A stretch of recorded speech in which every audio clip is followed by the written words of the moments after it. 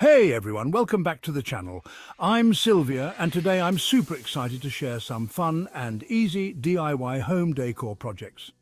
Whether you're sprucing up your living room, bedroom or workspace, these DIY ideas are budget-friendly and customizable, so let's dive in. First up, let's create some unique wall art. You don't need to be a professional artist for this one. All you need is a blank canvas, some acrylic paints and a little imagination. Experiment with abstract designs, stencils, or add a personal quote. It's a great way to bring personality into your space. Next, let's bring a touch of greenery into your home with DIY plant holders. Upcycle old mason jars, baskets, or use macrame to create hanging plant holders. These add a fresh, natural vibe to any room, perfect for small spaces. I hope you enjoyed these DIY home decor ideas. They're all about making your space feel uniquely yours without breaking the bank.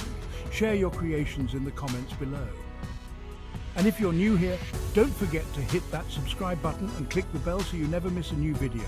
Thanks for watching and I'll see you in the next one.